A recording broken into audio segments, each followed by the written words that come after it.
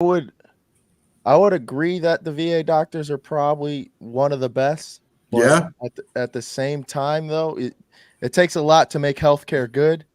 And yeah, if you're just I mean, you could go off the doctors, but if it's not accessible, if you got to wait 2 months to see a doctor, yeah. that affects the overall. Well, yeah, So it takes 2 months to see a therapist. If I could see that that's therapist every two crazy. weeks, it would be great, Yeah, but I can't. I mean, they got two things going for them. They got pretty good doctors, and it's free. yeah, yeah, So yeah, yeah. those two things, I don't know if they because it's time sensitive. A lot of the veteran issues, a lot. I mean, Of course it is. as the numbers show, it's a lot of suicide, and that's a time sensitive thing. So if anything, I don't know if I would pay So more to on see a one doctor or side, what. it's absolutely fantastic, and on the other side, it's absolutely horrendous, man. I mean, Right. yeah, Well, it that troubles me makes because it's got yeah, such an upside potential. Because like with healthcare, you can have, it's cost, accessibility, and quality. So they already got the cost problem solved. So it's really yeah, just like, and most like healthcare like systems can only do two of those three. right, Yeah. But we have healthcare that's free, so all that they need to do is make it good quality and accessible.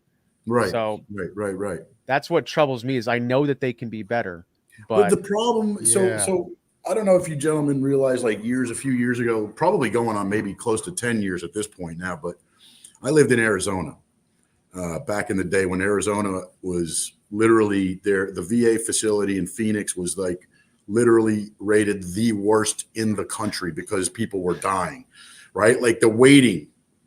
wait, people needed medical, which is where all these new implementations and trying to expedite the process. And if you can't get an appointment with this a certain time, then we'll send you out. I mean, that's where all that came from, is because people were just dying. Now, I don't know how many of those patients were unfortunately the sensitive subject of suicide. I don't know if what areas they were, but if they knew that there was a problem then, why can't they fix the problem now in terms of Yeah. this? It's the Because same it seems problem. right, and it's been the same problem Yeah. for a while now, and I mean, I'm sure you could get the funding. I don't doubt that it's Of the the course they can government, get the bro. funding, man. You can print yeah, money, so dude. Do you yeah, guys so know that the VA has like, or the VA itself, you can look it up, but the government, the DOD itself has probably like $1 trillion budget a year, right. and that's spread across everything: VA, healthcare, all that good stuff, military, maybe even more than $1 trillion. I'm sure they can find probably, I don't know what it would cost, but $20 million to start to help veterans. Yeah. I don't For know, them, that's but like a nickel. yeah, I don't really, I don't know. Again, I'm not in the finance department there. I don't know who's making those decisions. Um, but even myself, right? Like when I go to the doctor, they want me to go. There's a clinic near me that's about 10 minutes away, 15 minutes away, or I go to the main one in Miami, which is about 45 minutes away. Yep. So I generally go to the little one to do blood work, and they don't even want me going there anymore, Yeah. right? Of course not. Right? Because it's too easy. It's like, well, you want to help. I was like, listen, you guys, that's on. I'm the worst person to do this because I don't take no for an answer. And I said, listen, that's on you guys. I'm coming here for my blood work. You guys do whatever you need to do. I'm not going to go 45 minutes out of my way. Ultimately, it was because I'm totally permanently disabled, 100%. I had a vaccination that shut my kidneys down, right? So that Whoa. was, and we can get into I mean, that's really what Yeah. we want to get into, right? Yeah. What that did to me mentally, and what I needed to do in order to overcome that self pity and that my life is over sort of nonsense, right? Because that's really what it's all about. How I overcame anxiety and that trauma of dealing with the medical issues, because you know I never was in battle, right? So um but the medical issues really kind of screwed my head up for a while. Yep. And once you start having anxiety and you have PTSD, um, because I don't really like to call what I had PTSD. I got anxiety from medical, right? Mm-hmm. You know, my kidney shut down. I probably should have been dead in Korea. Like my blood pressure was so high, and it was the middle of monsoon season. This was 2003. I'd been there. I got there a month, and then within a month after getting there, I started getting these crazy symptoms, right? And ultimately, what led to me getting out of there was, you know, I couldn't run, even though I just come out of basic. My head felt like it was going to explode. I had no energy. It was just a huge. Ultimately, what happened was I was doing Taekwondo, and I felt dizzy. And again, this is in the middle of monsoon season where it's 90 degrees of heat with 100% humidity, nonsense, right? So ultimately what happened was I developed a blurry spot on my eye, and it didn't go away for about a week. So what happened was I went to sick call, right, to find out if I had a friggin' brain tumor or something, because that's generally the only thing. I heard that you can have vision problems. Well, they took my blood pressure, man, and my blood pressure resting was like 220/80. Hell yeah. Right? So they were like, Scott, you need to sit down because you're literally about to die. Like, that's what the nurse told me. And I was like, why? Is that bad? You know? Yeah, I have no idea. So think about this now. Those symptoms were because because my kidneys had failed, right? Like little signs, like cramping up, like for 30 seconds at a time when I woke up, having, you know, clear urine when I didn't drink a lot of water, having massive headaches all the time, having that, not being able to run. All of these were little symptoms that were adding up to the fact that what happened was ultimately my blood pressure. I mean, Jesus, when I was running in that heat, man, my blood pressure had to be probably close to 300. Yeah. You know what I mean, man? Like, kill me right like now. just waiting, dude. I was just Yeah. waiting. My body's just waiting to be like, yeah, you're done. Have a great day. You're done. Yeah. But All what that happened, for luckily, vaccine. God. yeah, man, luckily what happened, I say luckily, but I had an aneurysm and popped a blood vessel in the back of my eye, right? Lucky me. Yo, That's what made me go in, because I'm sitting there, and this is how crazy your, you know, sergeants are, and like, listen, Sergeant, I can't run. I'm like, my head's about to explode. My left arm is going numb. He's going, yeah, don't worry about it. So's mine. You know, it's the heat. And I'm like, okay, well, hell, no problem then, right? Yeah. have a Meanwhile- cigarette. Yeah, like meanwhile, I'm dying over here, and I had no idea. So, Good Lord. Oh my yeah, brother. So, you know, you go into sick bay, and I'm like, oh, this other guy's gonna, you know, so they send in a Black Hawk, and I'm thinking there's a stretcher coming in. I'm like, oh, it must be for this guy. Meanwhile, it's for me. You know, I'm not thinking that there's anything really wrong with me. Blood pressure's high, whatever. But yeah, as soon as they took my blood pressure, man, that was October maybe 18th in 2003. A month before a week before my birthday. Yeah, they medevaced me right up to Seoul. 3 days later, they did some tests, found out my kidneys failed. My blood pressure was through the roof. They medevaced me on a plane with an officer, with the captain, back to Walter Reed Army Medical Center, man, and that was it. You know, And you know that nurse was not freaking out in front of you, and then went to the back room. It was like, yo, He's this gonna guy's die. freaking yeah, die. like guys, listen, this guy's code red imminent, and Yeah, code he's whatever. literally Yeah. about to die right now. So Yeah. So I didn't even get back to my barracks. I didn't get back to anything. That was it, man. I was in that facility. I was in I was in Seoul. They might have, because I was in Humphreys at the time, right? I was in town. So I was down there in Sigan. Yeah, they medevaced me up to Seoul, man, and then 2 days later I was on a plane back to the States. So, you know, the funny thing is people are going, "Oh, you're going to Walter Reed. You're so lucky." I'm like, how am I lucky? Yeah. I'm lucky. I'm dying. Like, what are you talking about? Like, they missed the big picture, you know? Yeah. So, Well, man. so anyway, yeah. I'm excited to get into it. We'll launch our Yo. intro Yeah, and get into it, get man, because I started. got great experiences from Walter Reed. It really woke me up, man. Yeah, let's do it.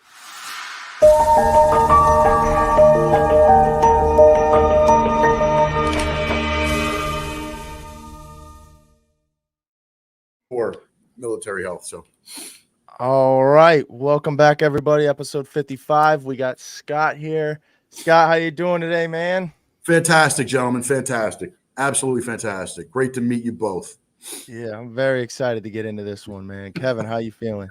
Better than you. No, I'm good, dude. Nice and overcast here in Tennessee, but I'm excited to get into this, dude.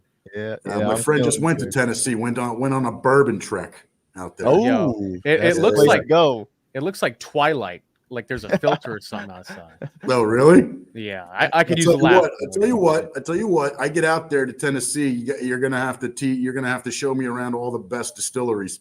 Oh, dude, and we can go to Broadway too. Are you married? Yeah, I would love that. I've heard of it. Are you married? Are That's you a good married? question to ask. I am not. No, man. I'm single. Oh, dude. Oh, Broadway's yeah. the place to be. Yo, yeah. What are That's you why doing? you're in Miami. What are you doing this Sunday? Hell. Fantastic. I look forward to it. Definitely. Oh, man. Yeah, I'm feeling good. I'll be heading out to Chicago here in a little bit and driving back. So I'll get to see Kevin. Hopefully, our next show is in person. We're working on that. Hopefully, you got something good for us. Yeah. Nice. Ran into a friend. Just a real quick funny story. Our last episode with Carlos posted it. And right after I posted, maybe an hour after, I got a text message from a buddy I met before the military. And he said, dude, you just had my boy Carlos on. I had no idea they knew each other. This dude lives like 45 minutes away. Yeah.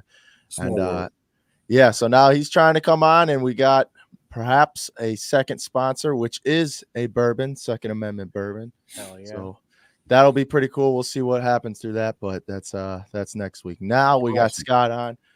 Scott, man, I'm curious. I like to go through what made people go into the Army, because it kind of prefaces the mental health issues that come after. Because so for me, when I was getting medically discharged, it seems similar to your story. The medical is what messed with my brain the most. That's what started making me think, all right, do I have other problems from the military? And that was kind of like the trigger to get everything going. And the biggest problem I had dealing with all of that and getting medically discharged was I wanted to do this for 20 years. My plan was to do this for 20 years. So I'm curious what kind of led you into the military, and what were your thoughts going in? Actually, this is the ultimate decider of what triggered me is actually a movie, believe it or not. So I was working as a stockbroker in New York, right? So I went right to work out of school, didn't go to college, went right to work. Started in the financial industry on Wall Street with a friend of mine at his brokerage firm, his small brokerage firm. So that's how I got into finance originally. And Wall Street over here, man. Wall Street over here, correct, man.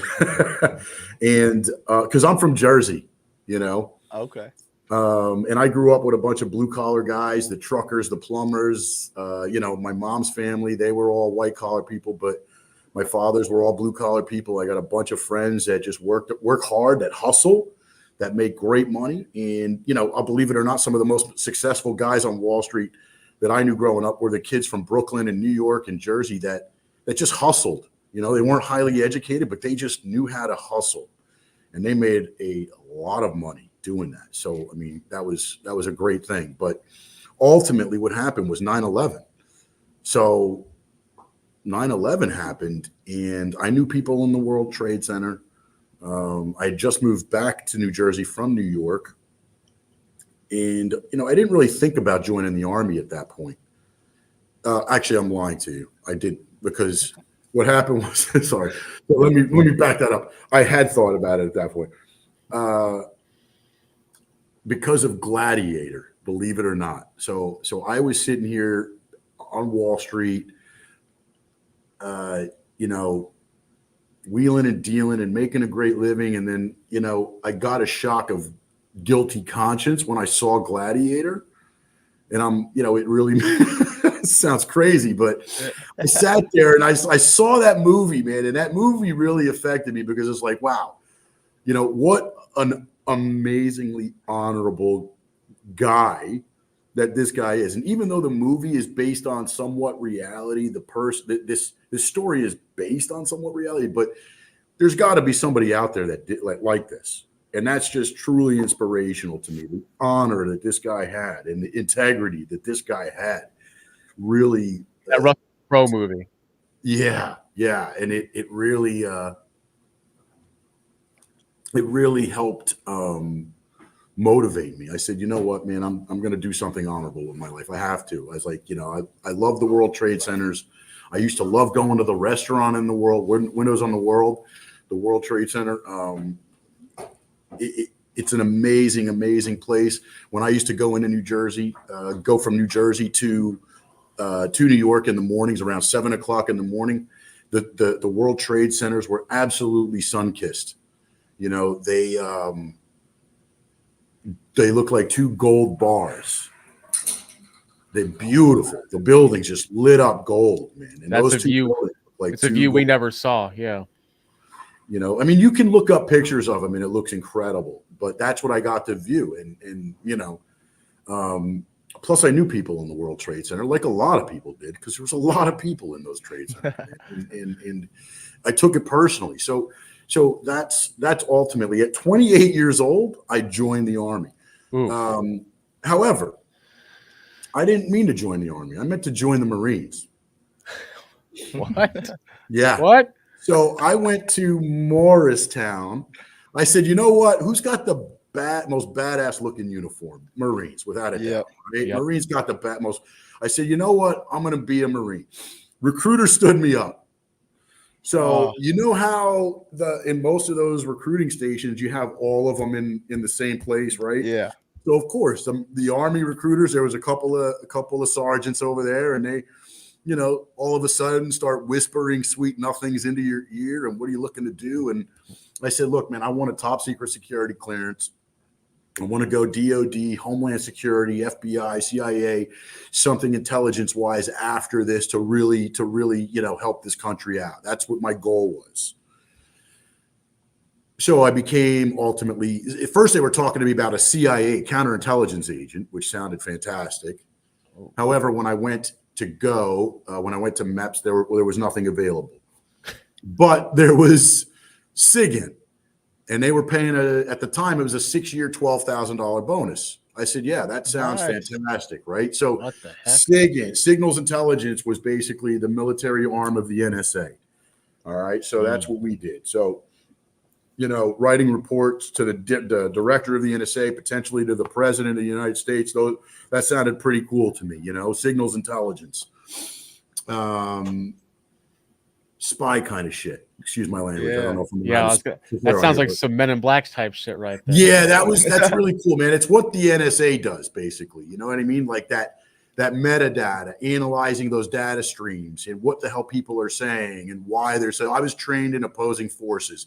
I was trained to listen to Korean communication. I think some of this is eligible to be spoken to. I think it's been long enough. I can release some of it, but yeah. So we basically listened to the Korean communications and wrote reports on what they were doing. Were they doing live fire training? Were they doing, their pattern communications is what we were looking for. We were looking for pattern communications. What are they saying? What does that mean? This is the North Koreans, I assume? Yeah, correct. So we worked closely with what are called KATUSAs, which are the Korean soldiers. They basically translated and we wrote those reports flash op override and reports on what the hell they were doing. Yeah, so you weren't speaking Korean. Yo, I was going to say, I thought they had their own language in North Korea. No, I wasn't speaking Korean. I actually wanted to get a language, right? So my goal was to go to the Monterey language, what is it? Defense Language Institute, DLI, right? Yeah, in Monterey, California. So anyway, that's how I ended up getting into the military, basically. So that's wow. Luckily, there was somebody older. Luckily, there was one guy that was older than me by like 4 years, and so they used to call him Old Man River, not me. So you know, because I mean, I was 10 years older than the average kid there. So I'm curious to look at the recruitment and the recruitment rate after 9/11 versus before, because we've had a couple people on the show now that was the trigger. All right, I'm going in. Yeah. I was 18 when I decided, 19 when I decided, 2016. Mhm. And that was a factor for me too. That was 15 years later, and I still was thinking, oh, 9/11, I want to go over there because of that. It's still Right. doesn't Right. feel right, you know. No, it doesn't, man. You know, my drill Yeah. sergeant used to make fun of me because I entered a little bit over, BMI. Yeah. So Yeah. guilty, Yeah. but I will say this, luckily, they weren't hard on me because they weren't as hard on me. They gave me a break because of my age, because of my experience. And remember how you go in, I don't know if you guys did this, but they make you within like the first couple of weeks write an essay on why you joined. So Oh, that's pretty cool. We didn't get to do Yeah, that. not us. so they knew that I joined from a lucrative career and gave up a finance career to join. So they had mad respect for me for that, Yeah. My drill sergeant, and they were like, he's hardcore infantry guys. Like, Valenti's like, you can't PT for shit, but I respect the hell out of why you joined. But man, so it was, he had respect for me, but I had to get my PT up there, man. And I finally earned his respect when I lost crazy weight, Yeah. Yeah, I think I lost a couple pounds in basic man, training. I lost brother. I got down to the thinnest I'd ever been. I was down to like 162 at 5'9", Wow. which was thin for me, man. Yeah. So he was like, "You got skinny as hell, Valenti," my drill sergeant used to say. So I, that made me proud, man. That made me very proud. Yeah. I would think it would be pretty obvious why most people would join right after 9/11.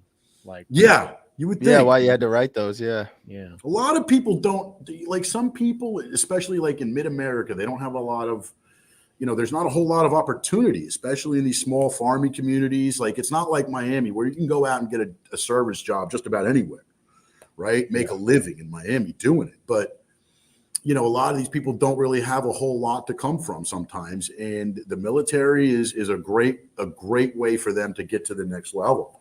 Yeah. And so a lot of people join out of necessity, and a lot of people join because of legacy and because they want those benefits of the GI Bill and all those good things as well. So, Yeah, that was kind of my thing is I wanted the benefits, and then I also wanted to start something that my kids would see and make them want to join. Like legacy. You want to start the legacy. Right, exactly. I didn't really have it as like my dad wasn't in. My uncle was, and my grandpa was for a little bit, but my dad never went in. And I was like, you know what? My brothers aren't going to do it. My sisters, and I don't want my sister to do it. So I guess it's me. And so I went in, and I had a great time until the medical discharge paper showed up. Yeah. Is that I mean, we got asked that in basic training. I'm like, why did I join the Army? I don't know. It seemed like a good idea at the time. You know what? Wait a second. What the hell was I thinking at the time? Yeah. What? Was I drunk? What? No, but like they had like the MOS, like the jobs list, right? And I picked human intelligence collector because it sounded badass. That does sound pretty cool. But I totally failed the top secret security clearance interview. Okay. Like we didn't talk to our neighbors, and my mom put someone that she worked with down as a reference. And the guy goes, "Do you know this person?" And I thought he was messing with me, seeing if I would lie.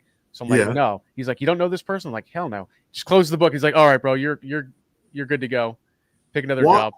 Why? Because they put it down as you knew them, but you didn't? Yeah, pretty much. My mom put down that this lady we knew as a family, and she could vouch that we were, I guess, good people. And there I show up like, no, I've never heard of that. I mean, I didn't, I was telling the truth. Oh, that's brutal.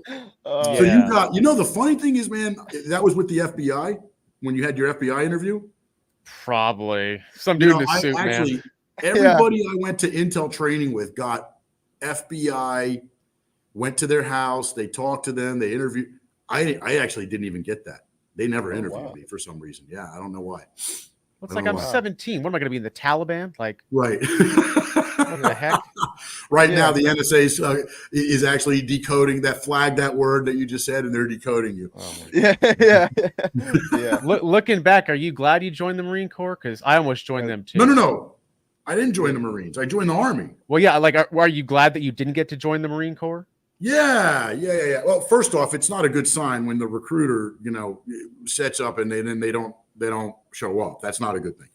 So he lost his chance right then and there. I waited for him for like 40 minutes, and then I just started talking to the Army gentleman, and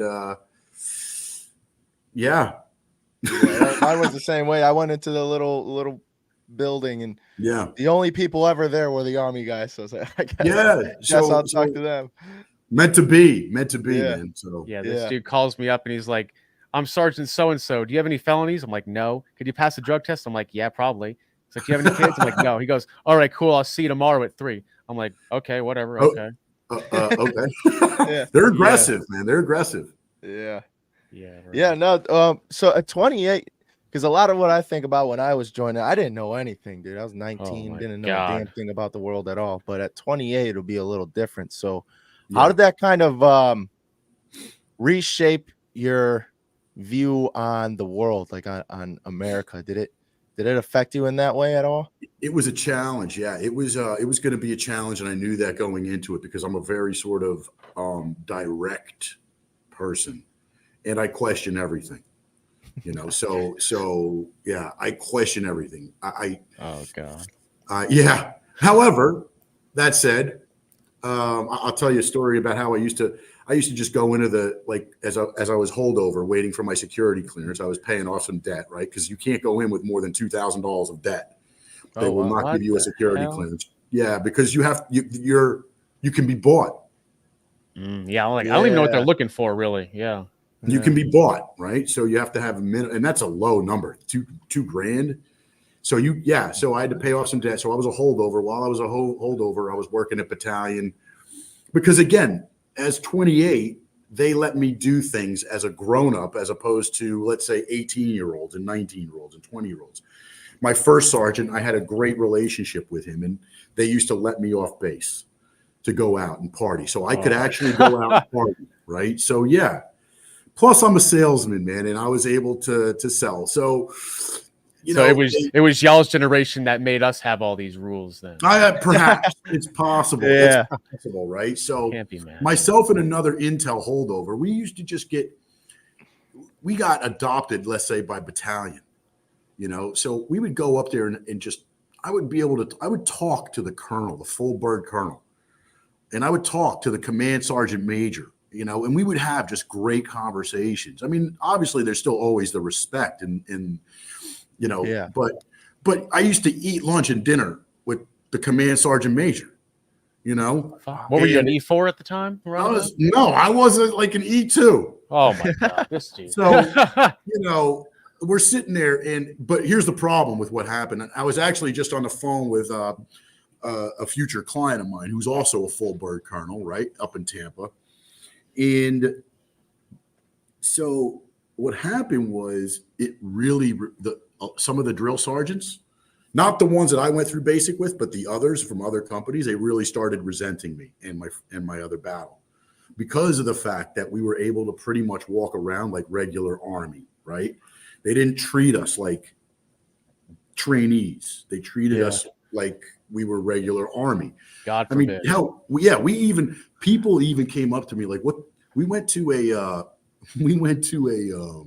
like, I'm the kind of guy, I walked into so they were trying to convince me when I was a holdover to just change jobs, Scott, change jobs. I was like, I did not leave a career to join and just go into anything, man. I have a very specific purpose why I'm here, and I'm not going to sit there and do it for any other reason. Yeah.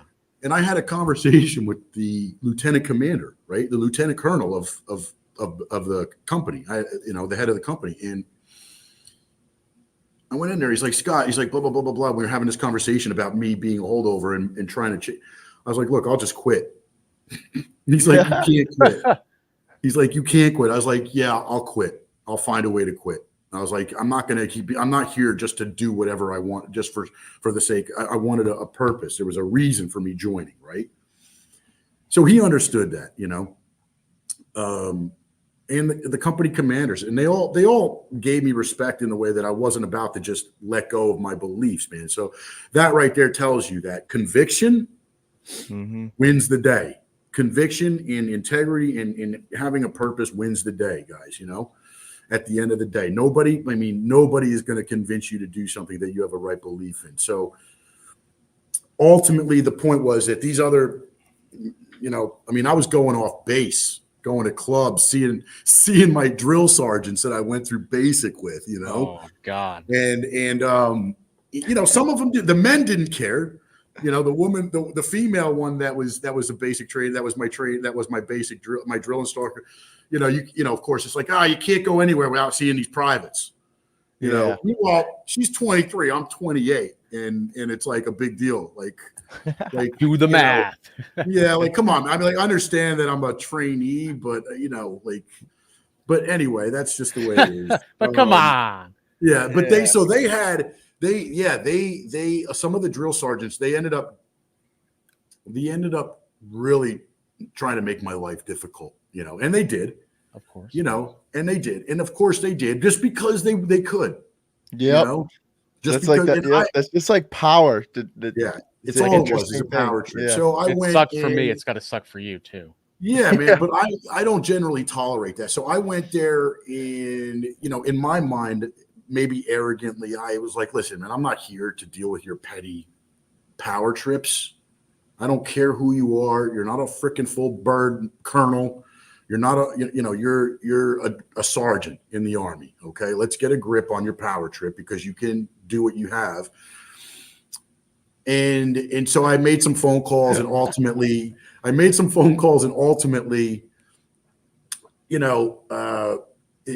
brass was brought down on, the company and the first sergeant, and which I didn't want the first sergeant involved, because that kind of ruined our relationship. And I had a great relationship with him. And we actually talked about it after. And everything became fine at the end. But ultimately, yeah. So my point was, listen, man, I'll go in there and I'm just asking Colonel questions, right? I'm asking the Colonel questions like, what do you think about this? And, well, wait, why would you do that? And, just being myself, like I'm a 5-year-old. And then I got, Staff Sergeant going, Scott, what are you doing? It's like, you're sitting over here questioning a full bird colonel. Like, what the hell is wrong with you? Like, I'm not questioning him in terms of, answer me this. I'm just curious, I just have a curious personality. But that's kind of funny, the way that the colonel didn't seem to give a shit. But but the sergeants were like, Scott, what are you doing? Like, I mean, I think it helped. Yeah, you're asking the colonel like actual questions, not just I'm interested to know, like, why do we do this? What do you do this? Or he's like, Scott, what the hell are you doing, man? Like, you shouldn't be doing this. Like, if you had told me some shit like that, Trev, I'd have got fucking pissed.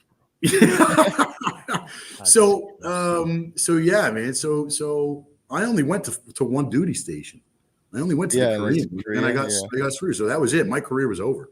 What you had to get a vaccine before going to Korea or at Korea? So I had to get like a yellow fever and a typhoid fever vaccination. So a month after I got there, I started just getting those symptoms that I was telling you guys about. Got injured, went back there. So I think that you guys are probably more interested though in what happened to me in the transition within the hospital. Yeah. So like, because I could imagine if, first off, there's the stigma that don't go to sick call, and then like you're saying, you're running and everyone just saying suck it up. Right. There's no difference between Korea and where we were in Tennessee. It's no. Tennessee, Missouri, all those places have the same exact kind of, monsoon season, hot with humidity weather, right? Yeah, and there's nothing you could do, and then you're thinking, all right, well, no, my knee is really messed up. Let me go in, and everyone's saying, what are you going in for, dude? You got to skip PT to go in.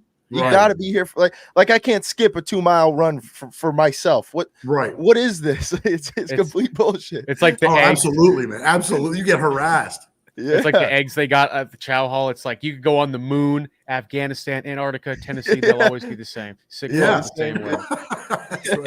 Yeah. So then you show up. You finally get when did it click? When you realized the Black Hawk was for you, you're like, oh no, when they actually started strapping me to the stretcher is when I realized that I was like, who is this for? And they're like, yeah, Scott, you need to lay down here in this thing. I was like, you're thinking you're good the whole time, right? Or at least not. I mean, yeah, man, I'm walking around. I feel fine other than the blurry vision, other than the fact that my blood, I didn't really know anything about blood pressure at that time. Yeah, man. See, that's like the same thing. They like held my information back from me.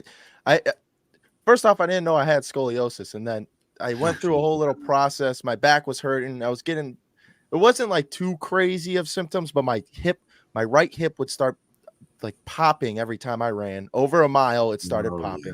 My back started tingling. So I went in for it, and they said I was fine. Go get inserts. So I went to go get inserts, and then the next day I went in, or the next week I went in because I had a hockey injury, just trying to get some free ibuprofen.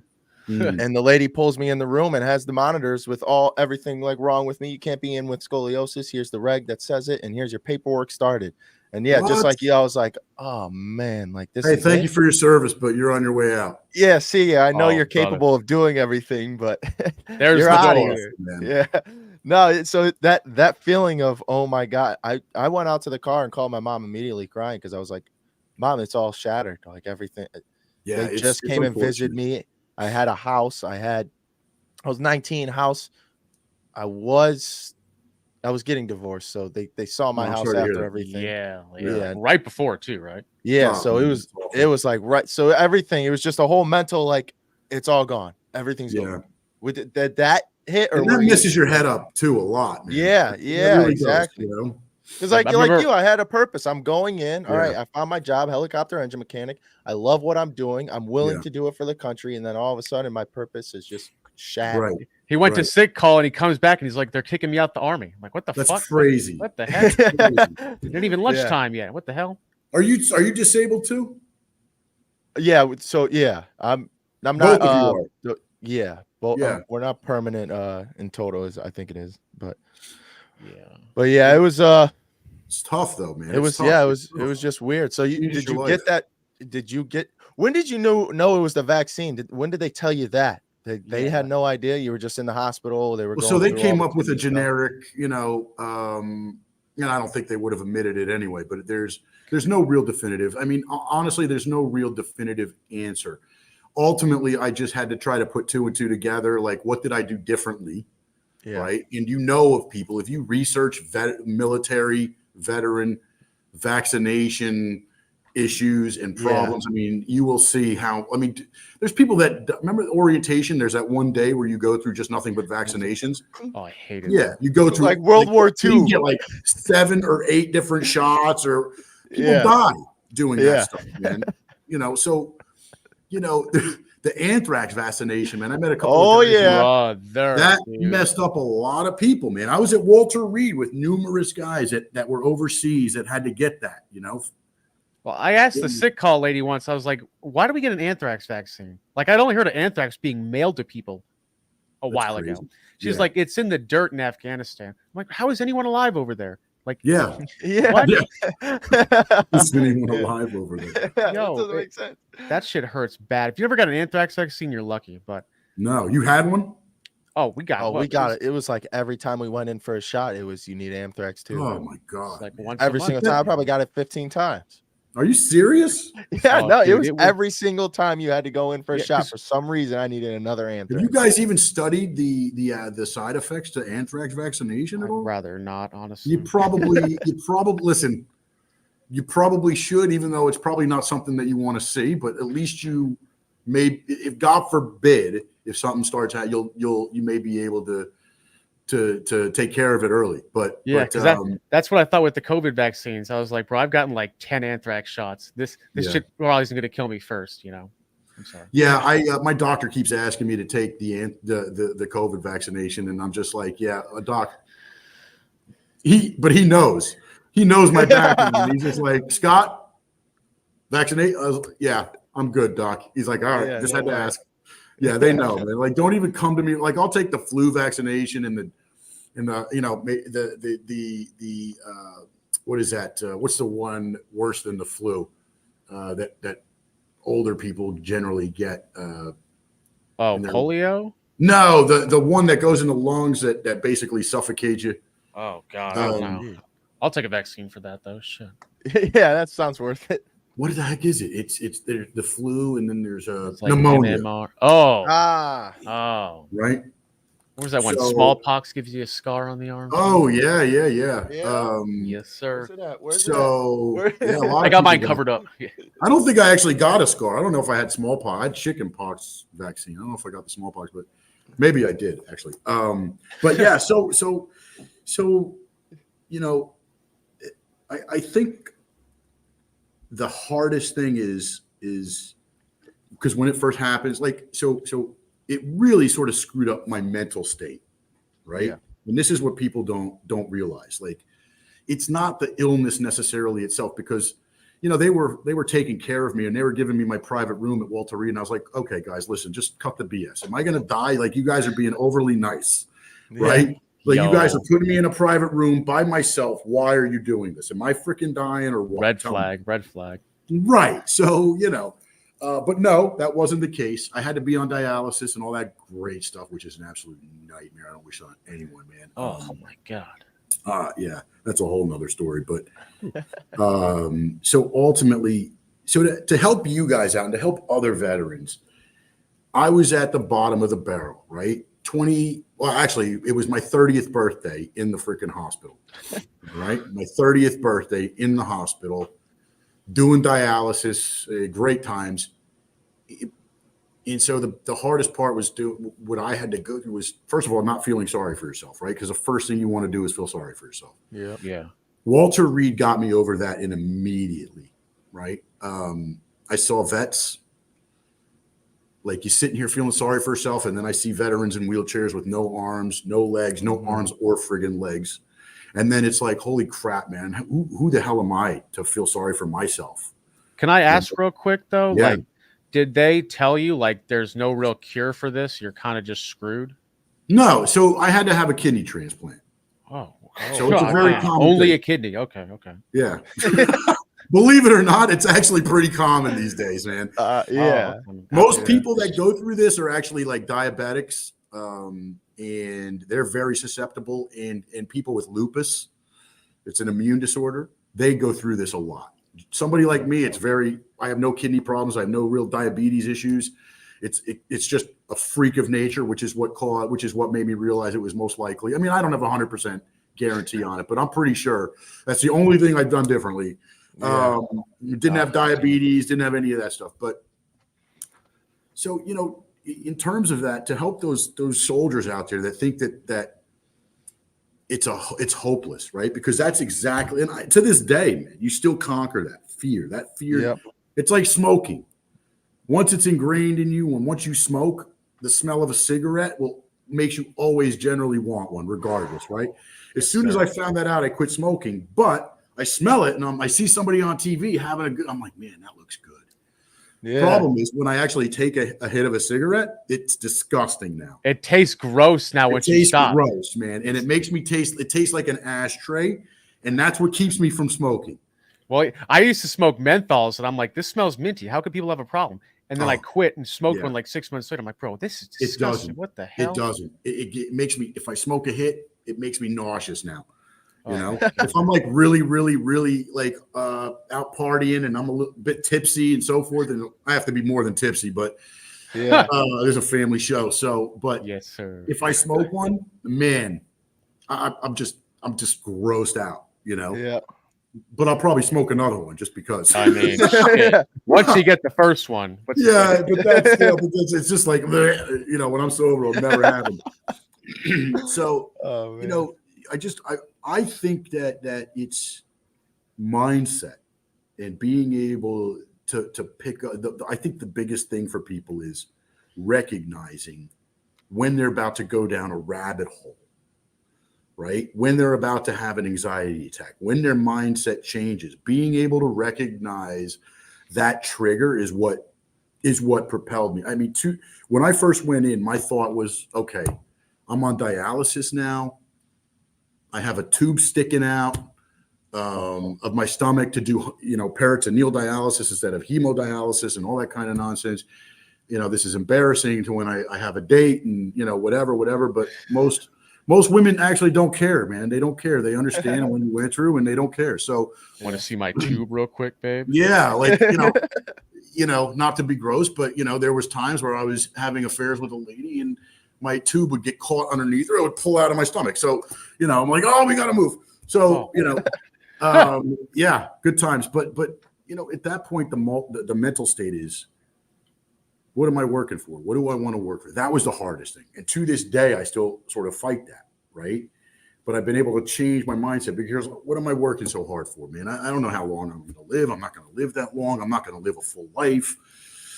What the hell am I going to work for? I could be dead tomorrow. Like that's that's what really people need to know about, is that mental state of people. And most people, I don't think, can actually get to the root of the problem. All right. But I've always been very good at analyzing myself. Yeah. How do you start that process, Sam? Like, say I'm a vet and I'm just depressed. You're depressed. I've been there, man. Yeah.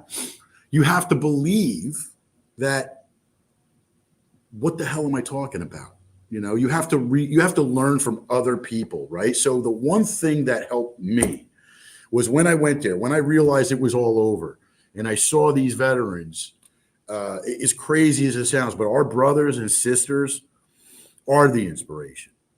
They are the ones that I look to, because I went in there, and who the hell am I to feel sorry for myself? Who the hell am I to sit here and say, well, I can't do this because I'm hurt? You know, when I see a guy with no legs with a smile on his face, you know, who the hell am I to sit there and feel sorry for myself? Honestly, I would probably rather go through what I went through than seeing another person than going through what that person went through. In my mind, listen, this guy's got one leg, one arm, or you know, he ran over freaking IED, and now he's going to be in a wheelchair, or he's going to have prosthetics the rest of his life. Who the hell am I to sit here and feel sorry for myself? And there was one gentleman in particular that stands out. Literally the worst of the worst that you could possibly get, in my mind, in terms of physical disabilities. And that is, this gentleman walked around. He was a Green Beret. I never said hello to him, and to this day, I regret that, because this guy is what really motivated me. Okay. Green Beret, never said a word to him. However, I saw him all the time, and he had obviously been hit with some sort of flame all over his body. Oh my God. Skin grafts all over his face. I mean, not to be cynical or anything, but he looked like Freddy Krueger, right? Mm-hmm. That kind of skin grafts. And I mean, you know, when you look at him, it's like the first thing that comes to my mind is a woman is going to have a very hard time loving this poor guy. Like, this guy's a hero. Whatever he did, he went through this, and now, God bless this guy. Hopefully, he's a good person and he finds happiness. You know, because that is a challenge. People going everywhere you go, people are going to look at you differently. You're going to be. And once I saw this guy, and I saw him with shoulders high, you know, that Delta Force attitude, still walking through life like that changed my life. Because go ahead. Can I ask? So, like, my sister is a nurse in a mental health hospital. Yeah. And she says that, like, there's a problem where we say other people have it so bad, who am I to complain, right? Right. But she says what can happen is that can almost make you invalidate how you feel. So that's fine. Yeah. That is what I want. Personally, that's what I want. I don't want to validate the fact that I'm sick. Ask any motivated handicapped person out there, do you feel like you have a disability? They'll say no, man. They'll say no. Oh, I see what you're saying. Yeah. Like, you're not your disability. Yeah. I'm not disabled. There's no reason for me to feel sorry for myself. That's the mental state that you have to get into. Otherwise, you will always feel sorry for yourself. Because it's like, well, what about me? What about my feelings? You know what, man? I want people to learn from my experience. Okay? The problem is, most people that I've spoken to, like my friend, the psychotherapist I was telling you gentlemen about earlier, I don't know what his solution is to help people. I know what helped me. I know what my solution is. And it really boils down to just picking yourself apart mentally. You know? Yeah, that's hard, because once people you start, are in denial, you don't stop. Man. They don't want to believe that there's something wrong with them. Right. Just like I don't want to look at the anthrax side effects because of that. Like, it's the same. But the only way to diagnose something, the only way forward, is to resolve the problem. And the problem lies within. And if you can't take a look within inside yourself, you'll never be able to do that. Yeah, I had a hard time dealing with that. Because really, anyone my age, my parents, big thing of what my parents do and their generation was just work through it. Like, just, who cares? I'm going to go to work. I'm going to work 2 jobs. I don't want to think about it. And I got home and I was just thinking about it. My mom said, go to work. I said, Mom, if I go to work, all of this is going to come up at work. Now everyone around me is affected. And Yeah. I still haven't dealt with it. I still haven't dealt with it. But to what you're saying about the looking at other people, that's exactly what got me started on the path of bettering myself. I was Yeah. going through a divorce and I thought it was the worst thing in the world. I grew up, my parents are still married now. They're going on like 30 years. I never thought of myself as someone who would get divorced, and it tore me up. And I came into work one day and Kevin said, dude, you're not the first person to go through this. Well, I don't know In why the you Army. like, yeah, you're not the first. There's people out here. And then we've had a couple people on the show now that are fighting, like fighting for their lives to get their kids back from court because they got divorced because she cheated on them while they're overseas. Yeah. And People, honestly, to that point, man, that's a huge effect. I mean, let's be honest. Some military people, and some people in general probably deserve it. But, the fact is that a lot of you see these movies. You know what the most realistic movie about spouses in the Army was? Can I guess real quick? Yeah. Jarhead. Yep. Oh, Yeah. brother, hand me a rock, Trev. Oh, yo, Yep. from 3. High five, brother. Yeah. Swear to God. That one scene tells it all, man. Like, Mhm. you got these movies that are great, and maybe it was back like that back during Vietnam. But one of my favorite war movies, obviously, is We Were Soldiers, right? That Mel Gibson one. That's a great military movie, and you got all these veterans' wives, and they're all like so loyal. And every movie I see, all the wives are just so loyal. And and listen, don't get me wrong, some of these guys deserve everything they get. I'm not saying that it's all the wives' fault, but people misunderstand that it's hard to be alone for a year, Yeah. You're talking that scene where he gets the VHS tape of his wife doing someone else. Absolutely. Shout out to Jarhead, though. Y'all check out Jarhead. No other movie that I've seen, military movie, portrays that realism. Mm-hmm. It's like the because- boringness too. Yeah, dude, because everybody wants to Yeah. believe that military.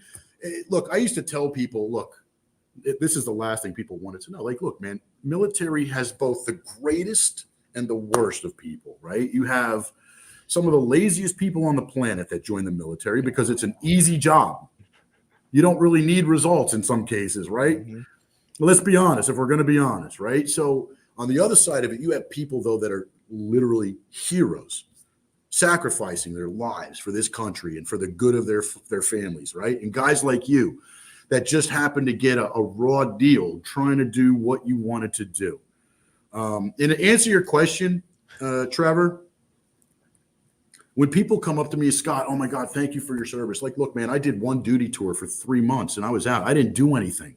I didn't do anything. I feel guilty when people tell me that. And they're like, well, how'd you get injured, right? And it's like, well, at first I started telling people, well, I was in combat, but that didn't last because I started telling people the truth because I told like 1 or 2 people, but I felt like such a scumbag saying that. Yeah. And the reason I did is because people don't, it was almost like people were disappointed to hear the fact that I got a vaccination. Yeah. Yo. The realism Yeah. from it. Yeah. Right. It's like, oh, okay. They're like, oh yeah, well, I'm like, yeah, listen, I wasn't, I didn't have a grenade go off next to me. I didn't run over an IED, man. I got a vaccination problem. Yeah, like, I take back my thank you for your service. Yeah. It was like, There's well, I mean, there's I'm so a much very comfort humble in it. kind of guy in some ways. And to me, that's, people love to hear that hero story, Yeah. like, oh man, but people, Yeah, I don't great. have one either. Yeah. Yo, And there's then so much what to you're that. saying. Yeah. There's People so much still of that, though, respect bro. the hell out of you, though. Even Yeah, now, yeah. They still do, man. They still do. Like Yeah, people and will say, "Oh, you're not a real soldier till you get to your unit. You're not a real soldier till you deploy." And after, Right. you're not a real soldier till you get shot in the head and die and get a medal. Yeah. I mean, you Yeah, can keep going and going and going, right? So, yeah. but I will never claim to be the same. I mean, look, I was intel. I was 50 miles behind enemy lines, right? So I'm not the same soldier as you guys going out there and actually fighting, I'm Yeah, in a well, and that different was the category. thing too. Is me and Kevin with our job, we were doing the most we could do within the Army. The most we could do within our job, like supporting, like you said, we were supporting Delta Force, supporting SEALs. We were doing the most we could possibly do, Right. and around that environment, that's exactly what it was. Is I would come home, and anything I went through, I'd be like, well, what? Yeah, bomb's going off, but it didn't go off near me. And I Right. would invalidate it. And then I'd go to Right. therapy and I'd be like, all right, well, she said, what happened? And I tell her about it like it was no big deal. She's like, no, this is like this is why you shake. This is why you can't sleep. And I'm like, Mhm. what? Like, then what are the other people doing? Like, Oh, how we'd wear Right, headphones whenever exactly. we went out, Trevor, bro. You remember that shit? what? We would wear headphones whenever we went out to like a public place for like Oh, a yeah. year and a half or 2 years, dude. So yeah, because anything could just automatically set you off. Right. I Pretty don't want to look at much. anyone grocery shopping. I'm here. I'm going to get my chicken. I'm going to leave. That's it. Yeah. I'm not paying attention to anyone else. People don't get that. And Kevin, you know, just so you guys are aware, like it's not the same thing, but the PTSD, you know, is real for soldiers like yourself. Me, I don't really consider what I had PTSD, although I guess maybe I did from the medical side of things, right? You know, right now I'm so in tune to my body, every little thing I notice within my body and has the potential of setting off my anxiety, right? It has, without my knowledge, without your knowledge, right? So I'll give you the perfect example. When I was in San Antonio after I left, this was like 2005 or 6 or something like that, 7. I was driving down the street, window was open, had my seatbelt on, and all of a sudden my seatbelt started vibrating very quickly, like just so rapidly. Now I had gone into, while I was on dialysis, nurses had messed up sort of solutions and things, and they'd put me into seizures, right? Whoa, is that all?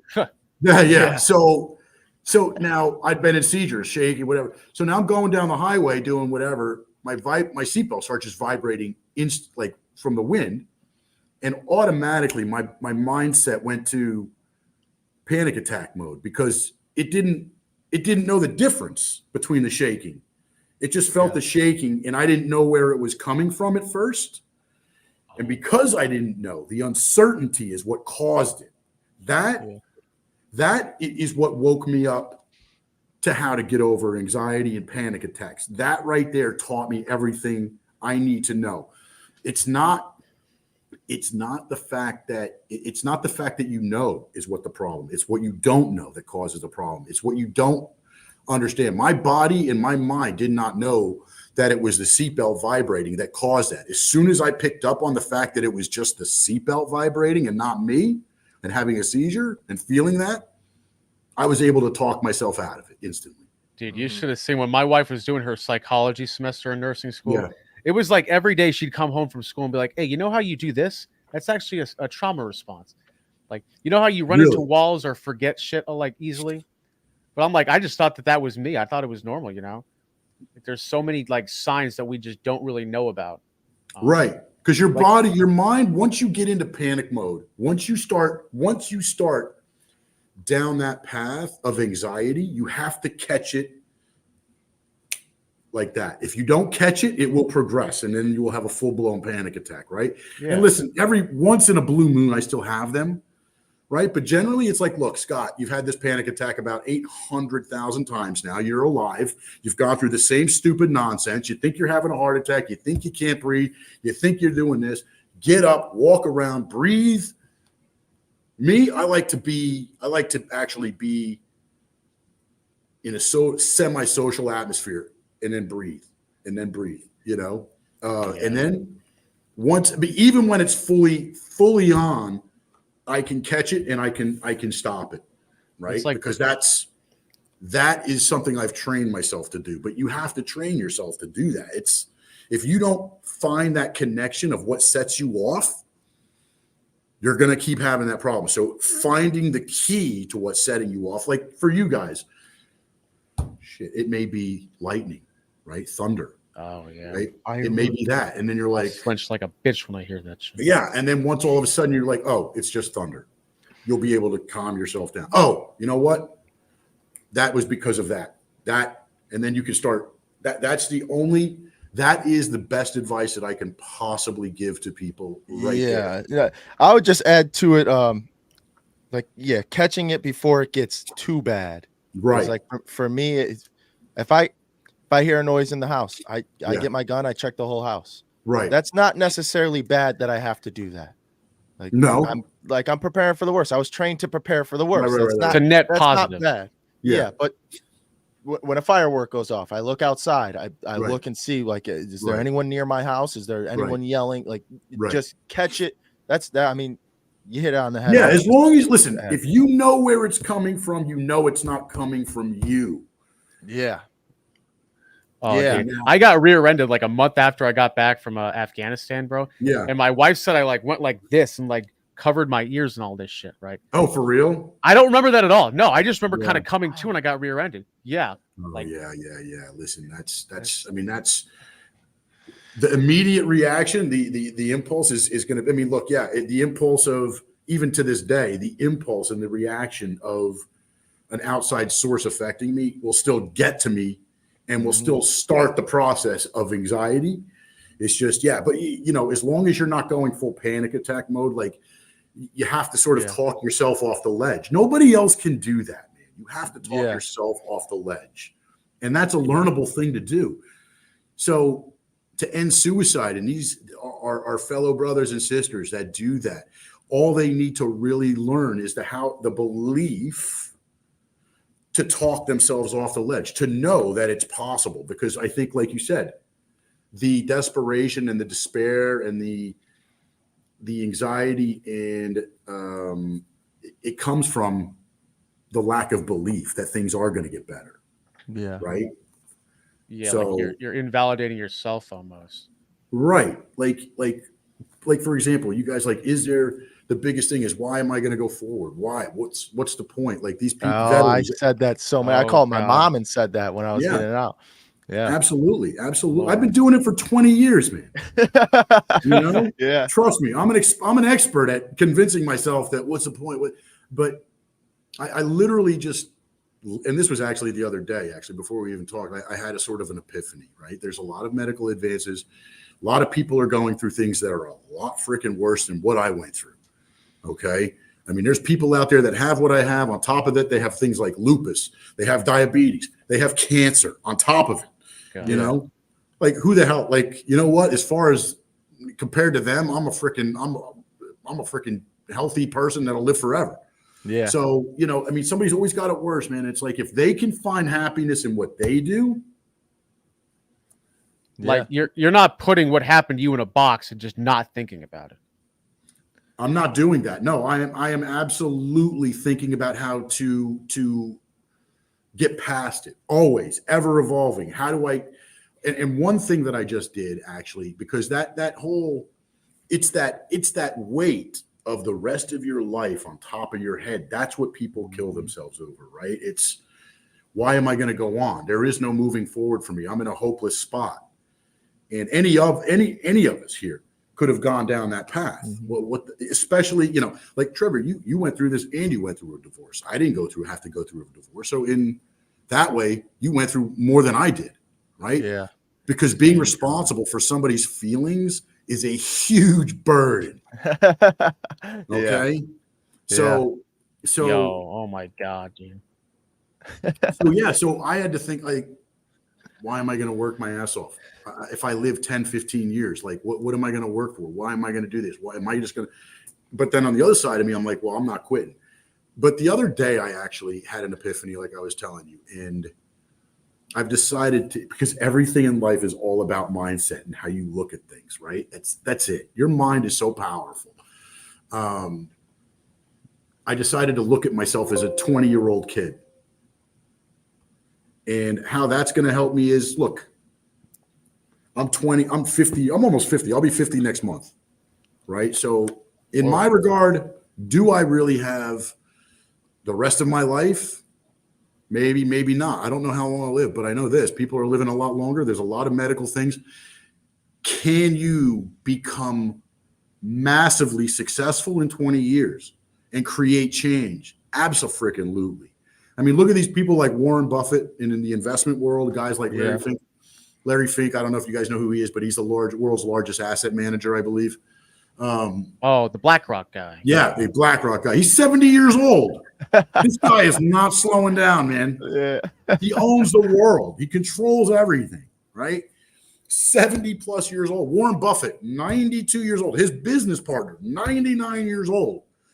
You know, they Yeah. do what they love to do. That's why they're still alive. That's why they're still going strong. So, you know, for me, that was a huge part of it. Like, holy crap, these guys are 70. I'm sitting here, and every day I still fight. Wait, I still fight against the fact, well, am I 100% normal? Can I still do the things that everybody else is doing? Or is there something that's physically wrong?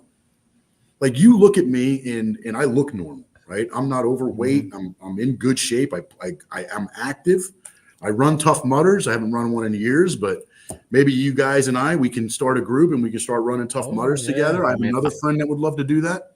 I would have guessed 35 for the record, right quick. I appreciate that. I got a bit more gray, but yeah, you. I'm 49. I'll be 50 next month, and you know what I always tell people is, look, I learn from my experiences. I know people because I'm not the only one that goes through everything that I go through. Right. Everybody generally goes through the same sort of emotions in life in some way or another, but for whatever reason, different reasons, right? So being able to analyze yourself and is the number one key factor to improvement.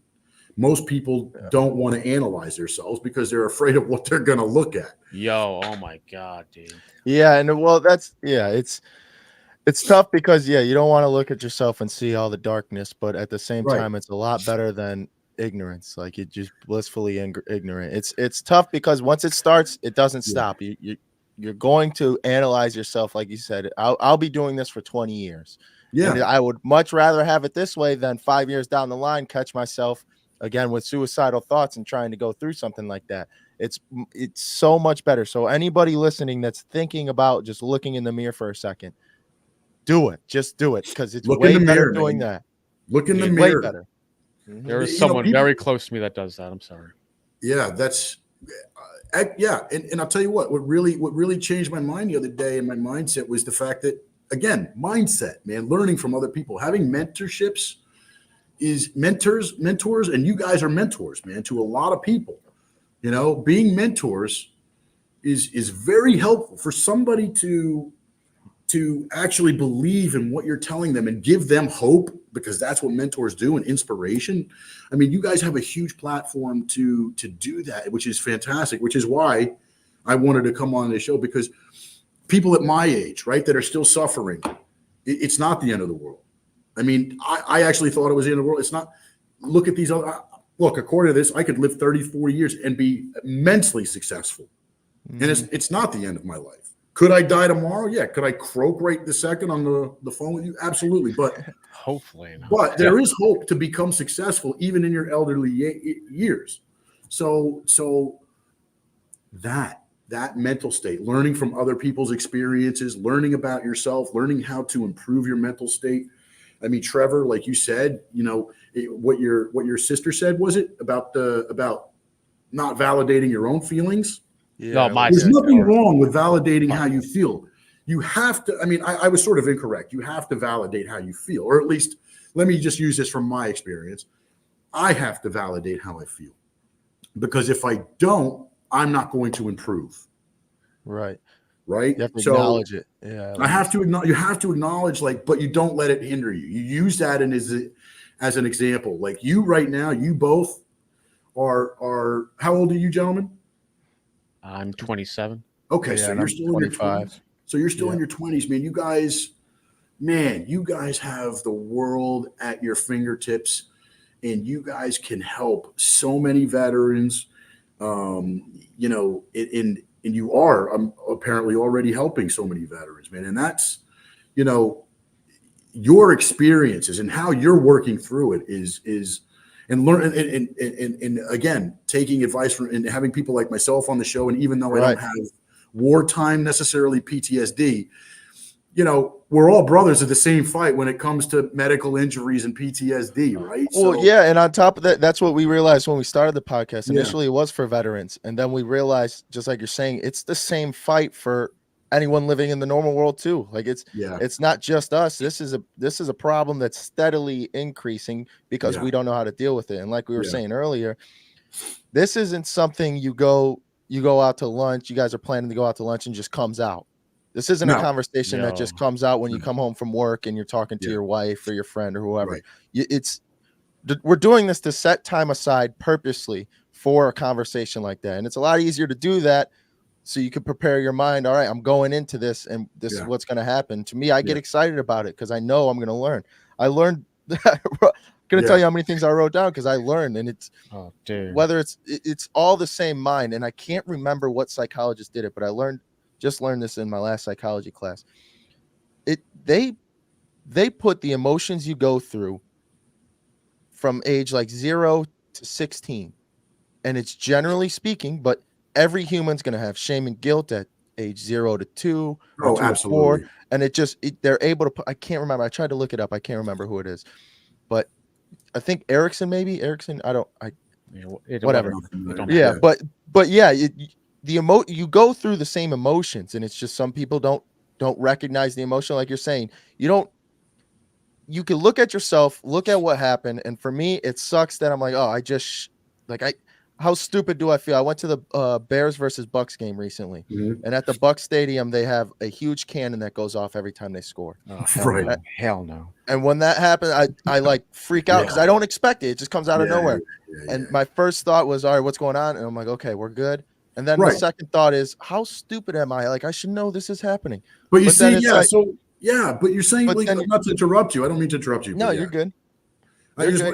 You are a perfect example of talking yourself out of a problem. That's exactly what you have to do.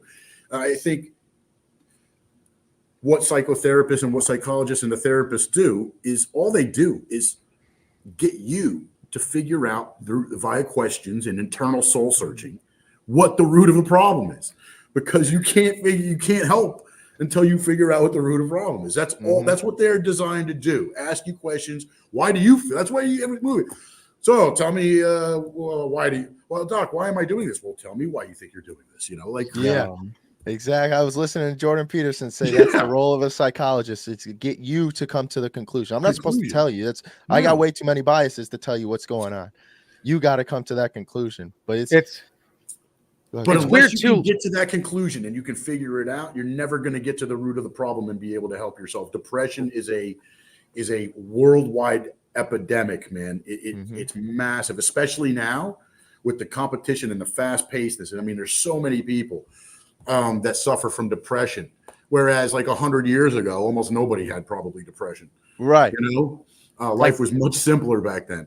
But like, we're afraid to be open and talk about that kind of stuff. Like when I was in, it's called ALC in the Army. If y'all don't know, it's to become an E6. But I knew there was going to be a part in this like Commandant's challenge where like a grenade thing would go off, and it was really loud. And I told like everyone there, I was like, dude, I have issues with this kind of stuff. Like if I just I don't know what's going to happen, but if something does happen, like you take charge and you be like his number 2. Right. But like they were so open about it. It's like, why was I nervous to tell them? Is if they're going to be like, oh, Kev, you're such a bitch, dude. Yeah, well, that's just it. Nobody. So just like they tell you, like nobody knows the experience of going through the military until you've gone through the military and you've created that bond. Yes. Because I mean, let's face it, the biggest bond in the world is the brotherhood of military people, right? Starting with your own and then branching out to the others. But so unless they go through it, they're not going to know what the hell's going on within your mind, man. And they might even go through it and they may not know about whatever it is. But, that's why guys like you are doing amazing things, because no, it's not easy. I'm not just going to go up and talk to a stranger and tell them I have, I don't like telling anybody. First off, because I don't want anybody's pity. First off, I don't want somebody to be like, oh, I don't want them to give me the old, oh, well, Scott, thank you for the whole fake thank you for your service thing, and I don't know if it's fake, but the whole thank you for your service thing, and whatever, and it's like, oh, you did it. Listen, I would just rather go on with my life and move on and not get a pity party about it. But that's the first thing. The second thing is it's not an easy thing to bring up, because like you're saying, no one understands it. If that's what me and Kevin are like, I thoroughly believe that's why I want to do this, is because a big solution to this is getting more veteran psychologists in the VA and veteran psychologists to help veterans. Because when I go and talk to just the normal Joe Schmo, who's a great psychologist, there's still that that little border that's saying they didn't do this. They don't Right. know what this is. They could look at movies. They can Right. try and figure it out, but they don't know. They haven't lived it, so it's hard for them to give me an answer. Right. And that's Absolutely. what started the podcast. Honestly, is I was going to therapy every other month or whatever it was. Mhm. Like they're not getting it, and Mhm. I don't know how to explain it. So I'm Mhm. gonna just hop on here and try to explain it to everybody. Hopefully, someone gets it. You know, I'm a firm believer that most people, caveat, most people have the ability to fix themselves, right? And think about this: if anybody was trained to get over something, it was military people. Mm-hmm. Because of the way that you're trained, the mindset that you're trained to rationalize, you're trained to problem solve, you're trained to be calm in situations where most people would go losing their freaking minds, right? Mm-hmm. And to be able to have that thought process, I think a lot of veterans forget their own capabilities, their own power within them. That, listen, I've been through this sort of thing before a million times. I've just never actually done it on myself. Yeah. Never utilized the same principles I use in the military to create a strategy for myself on how to deal with this. Right. And that's, me and Kevin were talking about that when we got out. We were trying to start business after business, just trying to find something to do. Yeah. And then finally, after we stopped all the businesses, we got to think about just what to do next. And that was what it was. I was like, Kevin, we already have the discipline. We know we can get up every morning, go run, and then go work 12 hours and go home and be fine. Absolutely. We've done it. We know we could do it, but the difference is you have to do it for yourself now. You're not doing it for this big machine. Right. You're doing it for you. Yeah. Like no one's waking up and thinking, how can I generate more leads for realtors? Yeah. Like that don't work, bro. Like, well, you got a million people out there competing against you. First off, like it's way oversaturated. But like when people will message us and be like, hey, we were hurting, but we watched your show. Like, we don't make a cent from this podcast. We don't make any money. But when people hit us, like Trevor just showed me a message last night of a dude that we helped. Like that makes it all worth it, in my opinion. Mm-hmm. Well, I think at the end of this podcast, gentlemen, we'll go ahead and we'll set up a time personally, the three of us. I think we should, where we can have another conversation about something else about your business behind the scenes. Okay. Yeah. Okay. But that's it. Yeah. Look, I again, you have to train yourself to believe that you're able to do that. Like it's a never ending battle. When I was first a stockbroker, they used to have 1 million, this was back in the days of, I guess, Wolf of Wall Street, back in the early 90s, right? Was when I was working on Wall Street. Those in these brokerage firms, they always had these amazing, motivational sayings everywhere, man. This is such a, because, and one of them was, there was numerous that I haven't seen them in 30 years. I've never forgotten them. Like, for example, there's only two ways a 21-year-old kid can make $500,000 a year: selling drugs in Wall Street, right? Yeah. Something like that. So, and then there's another one where, you have to constantly fight to keep yourself motivated. Okay. And if you can't be motivated, then you use discipline on those days. Yeah. Right. So it's a trade-off. The days that you're not motivated, that's when discipline comes into it. Tell me that as military people, we don't have freaking discipline. Okay. We have discipline. We know discipline, man. That's in our blood. Right. And so there's nothing that military people can't accomplish based upon those factors. If you can't motivate yourself, use discipline. If you're not, if you have the motivation, you're energized, use motivation, use conviction. So I had a point. I don't remember what it was, but should I have a question then? If you're not a military guy, how do you build that discipline? Can you? Yeah, you have it. Well, you learn from others, right? So I am personally not motivated by money. However, I am in a highly lucrative career path where there's a lot of money. So why the hell am I in this career path if I don't make, if I'm not, money is a byproduct, right, of what I do. And what I love to do is I love to wheel and deal, man. I love putting deals together. I love I love financial strategies, and I love plan of. I love going to guys like you that are starting out sometimes, and saying, hey, look, you guys create this amount of money. This is what you're going to retire at. And you're 25 years old. When you start making money, if you start putting $1,000 away a month, you guys are going to be, you're going to end up millionaires by the time you're 60. Like, that's a given. That's a fact. Mm-hmm. How much? I don't know. But you will be a millionaire by the time you're 60 years old if you start putting money away the right way now. That's not rocket science, man. Rocket science, what I love to do is when things are crashing and when things are all up in the air, people screaming at me because they don't know what the hell's going on because the world's going to end, right? That's when I love to wheel and deal and start making, things happen for people. So I get that excitement out of it. I get ecstatic when I help people. When I put a smile on people's faces and they're freaking happy, that's my motive. The money is just a byproduct of that. So that's exactly what we're saying. The currency we get from this is when I get a text from somebody saying that they're dealing with suicidal stuff and they know to come to me, or with my divorce. I have someone very, very close to me going through a divorce, and he knows that he could come to me for answers. He's 6 years older than me, but he knows if I go to Trevor, he'll have an answer and he'll be able to talk about it. Yeah. And as long as you're the biggest, I think also, the problem, here's also the problem. First off, people that don't have depression, they don't suffer from depression, don't really know generally what the signs of depression are. And even people that do have depression probably don't know in most cases, because again, that takes a modicum of self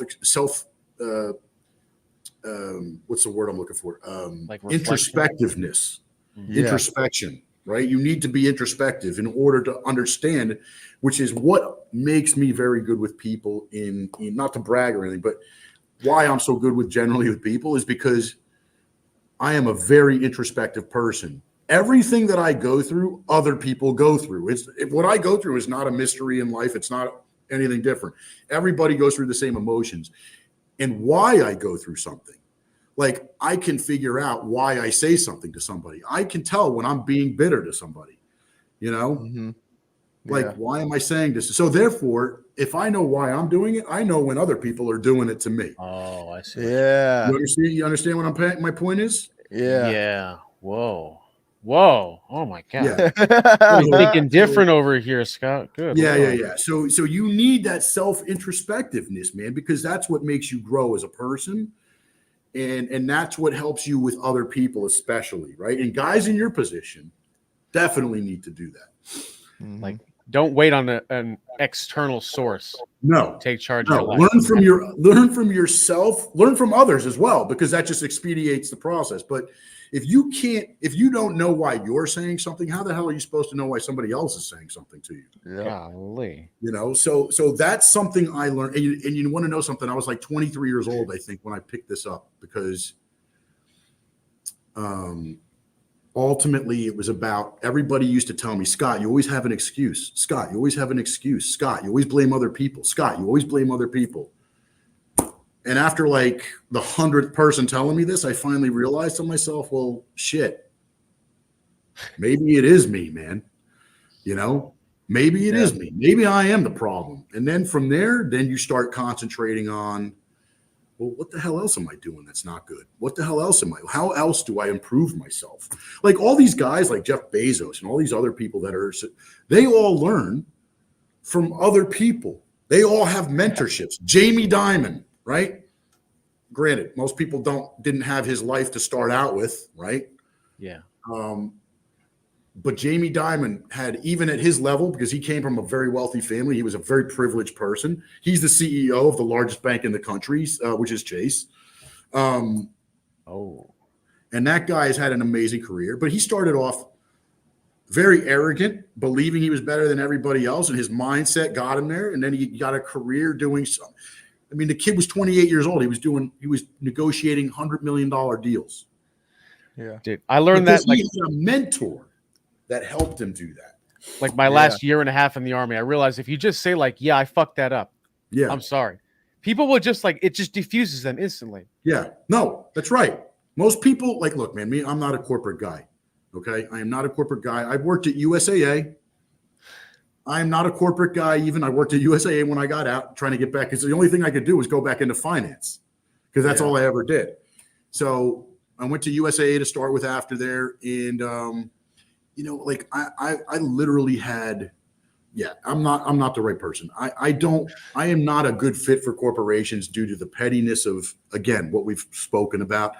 The NCOs of the corporate world, which are managers and directors and so forth. Oh, let me get started. Pop off, bro. Come on, Trey. Talk to him, bro. Dude. I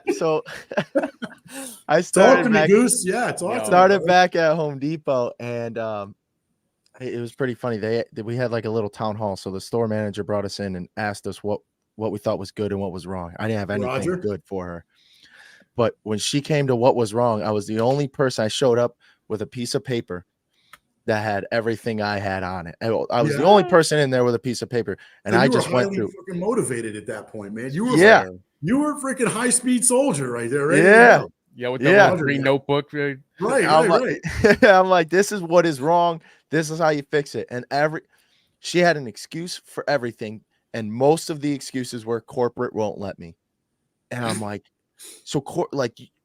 and that might be a valid excuse, but it's a nightmare. Bring it up then, exactly. Though. Like, fuck. Yeah. I'm like, so do I have to call them? Like, do I need to get the corporate on the phone then? Because you can't do anything right now. All of these problems, these are problems consistently happening from one Home Depot to the next. Yeah. And we can't solve them. We just have to live in this. This is ridiculous. You have to live in that bubble. Yeah.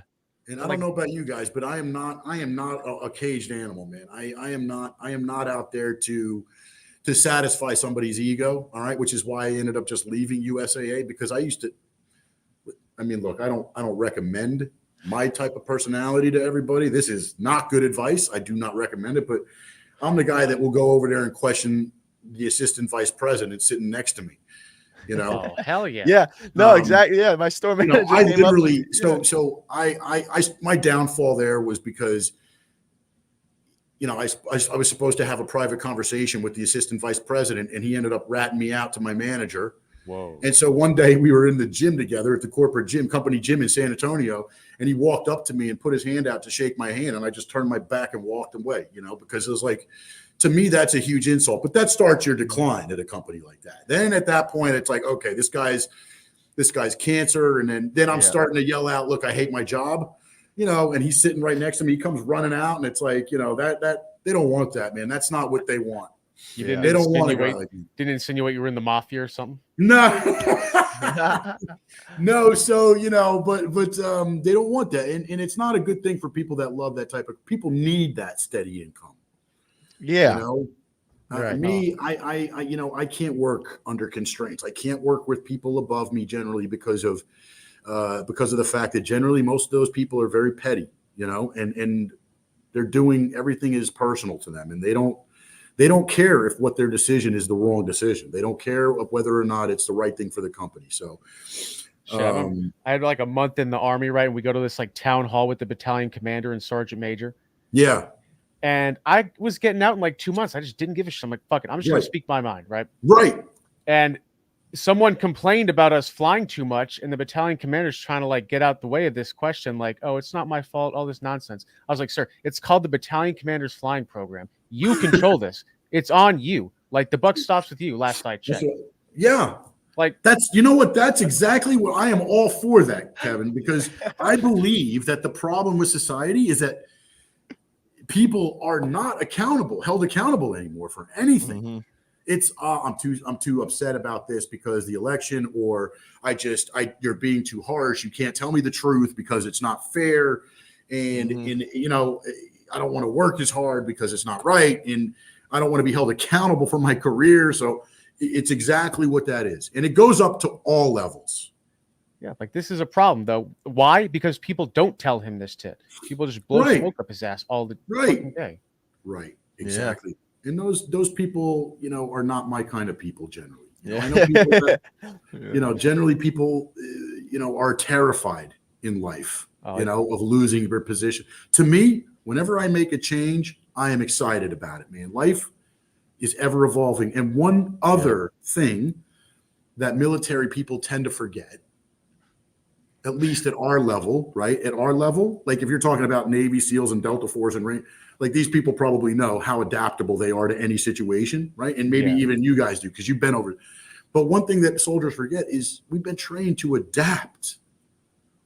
And that adapting in that mindset of being able to switch immediately to something else and create a strategy is what makes us so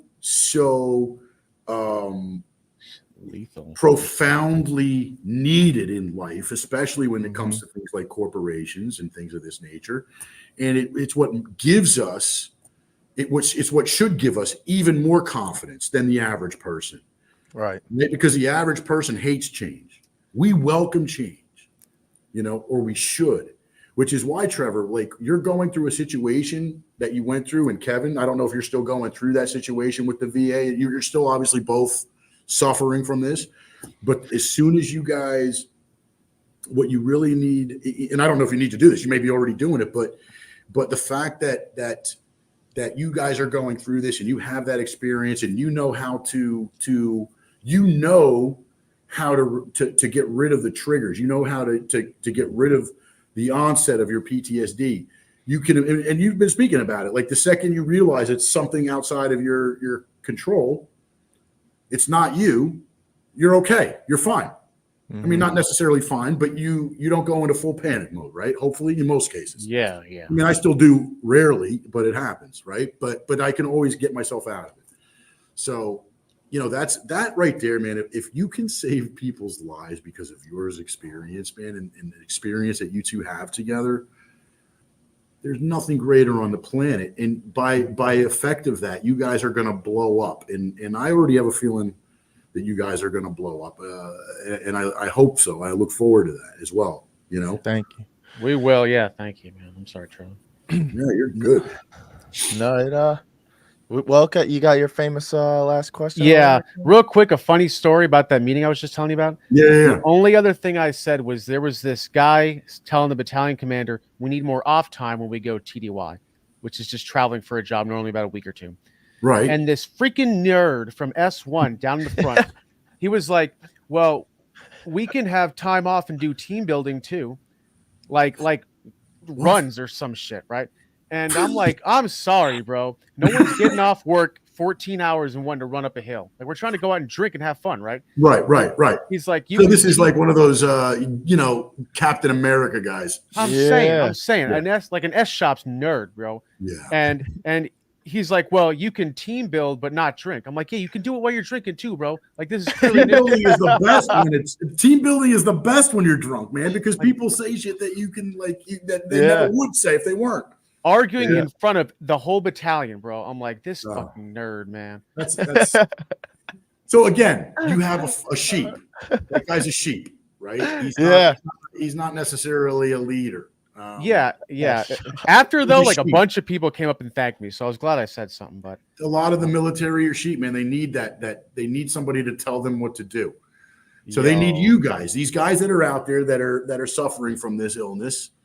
And the ladies, of course, and our brothers and sisters, they need you guys to tell them what to do. They need your help. Some of them, they really do. In terms of that aspect, like some of them know they need help. The ones that don't know, they need your help. And that's great that you're helping them out. Yeah, thankfully we've been through a lot. But I'm gonna send our final question then. What was a lesson you had to learn the hard way? How to fix myself. I try not to rely on outside help. I didn't go to a therapist.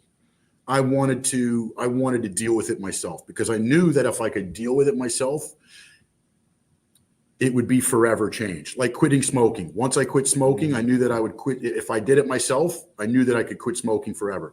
Right. So quitting smoking was a barometer. You can quit smoking. You can pretty much quit anything. Okay. Yeah. Okay. So that was a motivator. But on top of that, it was like, look, I'm what you call an autodidact.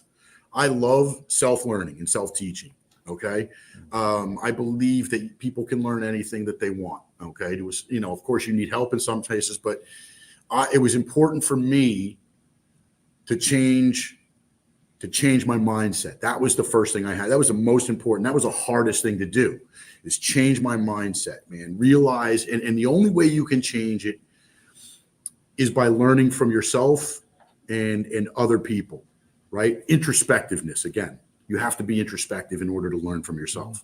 And again, learning from learning how to deal with a situation. And the only way to be able to learn to teach myself was to figure out what the hell was wrong with me, why I was going through what I was going through, and then try to create a positive change.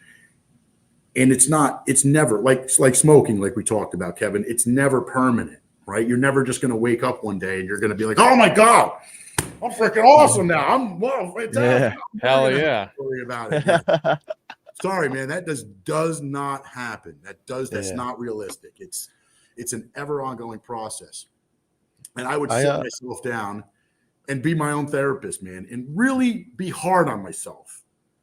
You right? got to. Because if you don't, you're never going to get to the root of the problem, right? So that's that right there. Hopefully that answers your question, man. Mindset is everything. Yeah, I'm gonna ask one more because you've said this a lot. Learn from others. Who's the biggest person that I guess gave you more inspiration? Who did you learn from the most?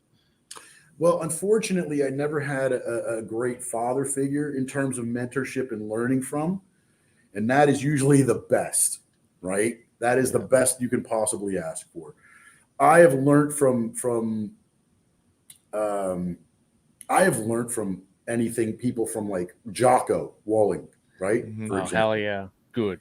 Andrew Huberman, for example. Yeah. Jordan Peterson, Joe Rogan, Warren Buffett, people that are at the top of life, the 1% people that really, really have control of their lives, that really are, that can really, people like Tony Robbins, who says things like, like, there's not a morning in the world I wake up and I want to jump into that fucking ice bath. Not a morning. I do not wake up ever saying I can't wait to jump into that fucking ice bath.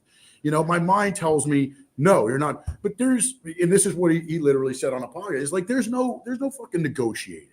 There is no negotiating. I say we do. There is no negotiating. That, if you can get to that level of discipline and mindset, you are a 1% person in life. You are a 1%er. And that, whether you get to the 1% or not, because it is not easy. And I consider myself a highly disciplined individual, but I still have a long way to go.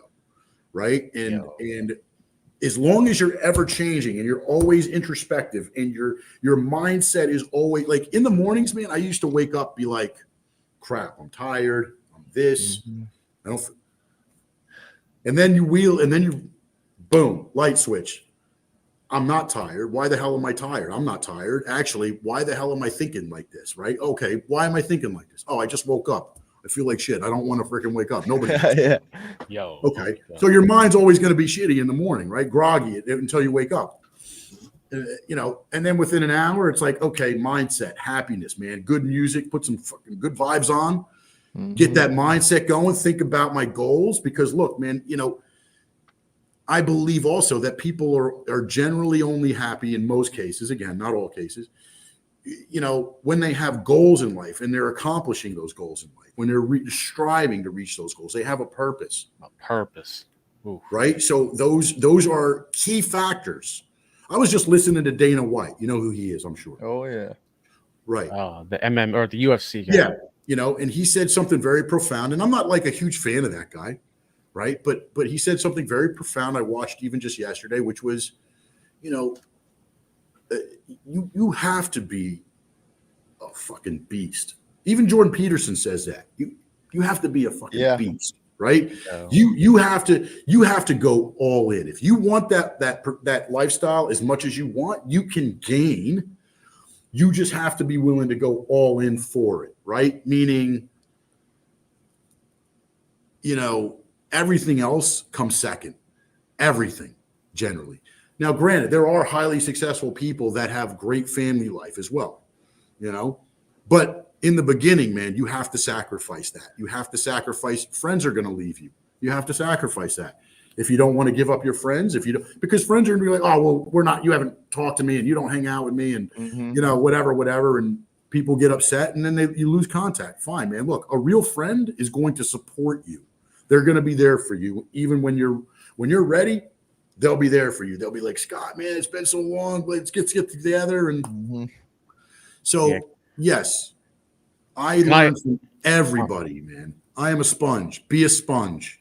Yeah, even if you fail too, like Trevor and I were trying to run a business earlier this year. We were working like 10 hours a day, 6 days a week, and it failed. It's like, but we went all in on that, and we'll never have to wonder what would have happened if we did that. Yeah. So even if you fail, every failure, as long as you don't quit, you'll never be a failure. You may fail at times, but you will never be a failure in life because you will never give up. Right. And that's what people don't understand. If you quit, then you failed. You're a failure. One of my favorite quotes in life, and I use this, and I use this in my business. I use this when it comes to everything. Failure is never failure. Okay. Failure is the game that you have to play to win. Okay. Look at Thomas Edison. People go up to him, and this is one of my favorite quotes. And I don't know the exact quote, but something like this. Like somebody went up to him and asked, well, how does it feel to know that you failed 1,000 times at creating the light bulb? He said, I didn't fail 1,000 times. I figured out 1,000 different ways on how not to make the light bulb. Yeah, I was a national treasure. Yeah. Like you cannot find a better attitude to success in life than that. That's it, man. You guys, well, oh my God, you guys failed in 3 businesses. I didn't fail in 3 businesses. I learned 3 different ways on how not to run a freaking business, man. That's what I did. We realized it's only a failure if you don't learn from it. You're only a failure if you don't learn from it and you give up. That's it. That's it, man. So quick little note though on this whole self-reflecting process. Be patient with yourself. Yeah. You are not going to turn into Jocko Willing overnight. No, you're not. Absolutely not, man. This takes years and years and years. I've been doing this for 20 years and I'm still doing it. Again, it's never going to stop. It's just a matter of every day we'll get a little bit better. Every week we'll get a little bit better. And once it's like losing weight, right? My friend, he's like, I tell him, I was like, David, you eat a ton of carbs, man. Now, carbs in itself are not bad. But did you know that for every carbohydrate you eat, it retains almost 3 grams of water? This is why you walk around bloated. This is why you walk around puffy. You eat 100 carbs. That's 300 grams of water weight you just put on. You eat 1,000, calorie meal. How many of that is carbs? 40, like 200 grams of carbs or whatever. Let me just do the math, man. Over the week, you're just going to look like, and once you stop that, you remember that Atkins diet back 20 years ago, or hell yeah. You stop eating carbs, you will lose all that weight. People are like, oh, I lost 20 pounds in 2 weeks. Like, well, it's not fat, it's water is what you're losing. But yeah, so it's a never-ending process, man. It's like losing weight. Once you see yourself losing the weight, you're more motivated to keep losing weight, right? Yeah. So once you say, oh my God, you know what? Holy crap, I was able to talk myself down from the ledge right there. I mean, the fact that it takes so long is kind of cool too. I mean, what else would you do? Gives you something to do. Right. Yeah. But you can figure out, like, holy crap, what the hell did I just do that just helped me right there? You have to, if you don't think about that, it's going to keep happening. You're never going to get any better, man. Yeah. That's if that's what I can impart. Yeah, definitely. Awesome. Well, thanks for coming on, Scott. Thanks for listening. Hopefully I helped. It was good enough for you guys. So hopefully I don't scaring away the people. Like I said, go ahead. I said, I'm sorry. I'll just say it. Have you ever been on a podcast before, Scott? No. Wow. Okay. Another first timer. Wow. That's what we love, man. We love it. That's awesome. Yeah. No, you did very well, man. Come back on in any other way, shape, or form possible, too, guys. I love talking to you guys. You guys are badass. So, listen. I have other military friends that would love to talk to you guys as well. Most likely, man. These guys are. I have a network of guys from unemployed trying to start their own businesses to, again, full bird colonels, and I don't think I have a general, but to all the generals out there, hit us. Yeah. But yeah, man, I would love to be back. And listen, let's set up a time as well, maybe after this podcast's over, okay, to talk. Yes. Yeah. Yeah, that's awesome. Yeah, and definitely send those fellows. We're always looking for more guests, and it makes me feel a lot better when the guest comes to us than us going to the guest, because makes me know, it helps me know that you're about it. You're willing to come on here and talk about something so crazy and so open. So, I don't even know. I might be able to get a command. I have an appointment today with a command sergeant major from SOCOM. What that's what we did. Yeah. So he just literally retired like a week or two ago from his job at SOCOM after retiring from the military.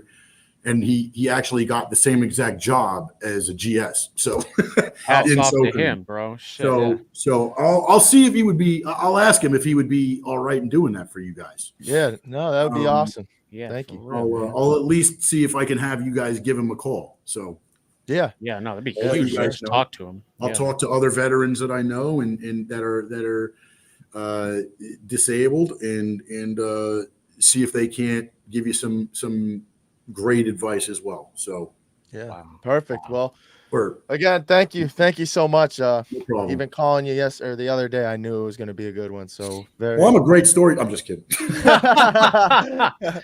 No, it was perfect, man. Like I said, excited every podcast because the unknown it excites me. The unknown excites me. We know. Yeah. Listen, I hope you guys become like the new Hodge twins. Yeah, a little bit better though. A little bit better, a lot better. Yeah. But they blew up being patriotic guys, but they're just doing general stuff. They're not even doing a podcast that's really geared towards the veterans necessarily, and mental illness. So much less an apolitical one, so to speak. Yeah. But this is for a really good cause. And I'll tell you what, at some point I would like to start. I was talking to my therapist friend who's not military in any way, but at some point I would love to start an endowment, raise money, a lot of money. We're talking, if I could raise up to $10 million, then we could actually do like an endowment where the proceeds of those funds, which would, maybe at a very 4% a year of 10 million, that's $400,000 in over the years. Even starting off with $1 million, if you invested if you gave just the interest on that, basically minus expenses or whatever, and you put to start with $1 million, you could probably give away $30,000 a year towards mental health. Yeah. So my goal is to ultimately raise money for exactly this kind of thing, which is why I wanted to come on here. Yeah, that's awesome. We can design ads though for this show. Yeah. Listen. It really takes the right people in order to raise that kind of money. And I literally just started building a network of veterans, right? Because I don't want to just be, another network for veterans. I'm going to be like an Angie's List, but a warm Angie's List. Like I want to be a guy that knows a million veterans personally. And if somebody like you gentlemen say, Scott, do you know anybody? I want to be able to introduce you personally to these people. Yeah, that was a goal of mine through this as well. So we can listen, we can talk about this. We can work on how to get this done. Actually, the colonel I just talked to earlier today is a part of a veteran network that's 78,000 strong. Yeah. I got another meeting with him next week to go over stuff, and I'm actually hooking him up because I have a client that, he does other things and investments and things. So I'm actually giving him a referral. So he needs, he's obligated to me.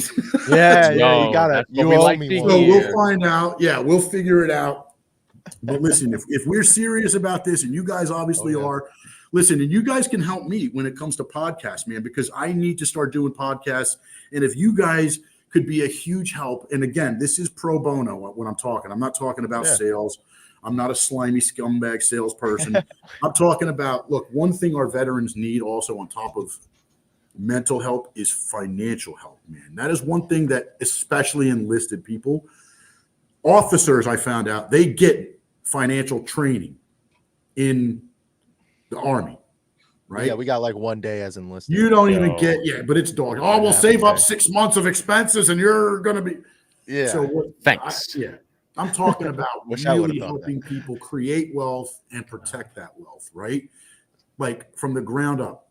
If you started at 11 years old, putting $200 a month into an account that was earning, let's say, I don't know, 4%, by the time you were 60, you'd be a millionaire. Just $200 a month as an 11-year-old. Yeah, that's kind of fun. That's it, man. I'm in class for that actually right now. I'm doing a bunch of those. Did it right before this podcast. Those are the. What are you trying to do? I'm what's explorations in math or something? And that's exactly what I was doing. Like interest rates and all those crazy things. You need any help, Trevor? Give me a call, man. All right, sounds good. Thank you, dude. And listen, guys. It takes time, but you guys, if you guys have this career, you have a path. Listen, I work with a lot of businesses. You guys ever need any information on business valuation, cash flow? If you guys are doing anything, you let me know. I work with a lot of businesses on valuations and cash flow and risk management and shit like that. And of course, obviously, I'm not going to charge you anything just for time, man. This is something that I would love to do to help you guys out. Again, I'm not trying to get rich off of you guys. I don't give a shit about that. I make more than enough money doing other things. So, giving back to you guys, and if you know people and we can get a network going of where you guys are helping them and I'm able to help them free of charge, of course, because again, the biggest problem people have, they're worried that it's going to cost them money to work with me. Yeah. Okay. Or they think they need to be rich. And if they're not veterans, they probably need to be wealthy, right? I'm not about to do this for anybody because it takes time. But listen, we'll sit down. I want to make sure you guys are highly successful as well. I mean, and I don't mean that in a sort of condescending way by any means. But you guys have a real opportunity because you're young. You're still young, and you guys can still become millionaires, man. It is possible, brother. It really is if you set it up right? And I would love to be able to give you that motivation and that goal. Like, you do this, and this is not a generic thing, dude. We're talking about actual investment strategies and a real financial plan for you guys. And again, I'm only doing this because we have this podcast in common, and you guys are great guys, and I want you to be successful. And especially if you have a family, this is something that you would probably pay maybe anywhere from $500 to $2,000 for. Okay. Well, shit. Thank you. Golly. You're very welcome, brother. No. Don't thank me, man. I owe you guys. I owe you guys. Yeah. We'll talk about that. But I really also want to help. I want to find out what your guys' goals are, and we need to keep networking and stay in touch. Okay. Yeah, for sure. Let's set up a time next week. What do you guys got next week that we can meet? We should probably stop recording real quick. Yeah, we'll end it here. Okay. Thanks everybody for tuning in. We'll catch you at the next one. We'll leave links down below. Got a couple sponsors coming in, so those will be in the description. Yes, sir. This was a great meeting, by the way. I didn't even realize 2 hours flew by. Yeah, it goes every time. It goes like that. But it's awesome. Yeah, shoot us a review if you can, fellas. I guess that's how we get up. I don't know too much about podcasting, but on Spotify and Apple and all that crazy stuff, reviews go the longest way. So we're gonna get thanks there. for tuning in, and we'll see you at the top.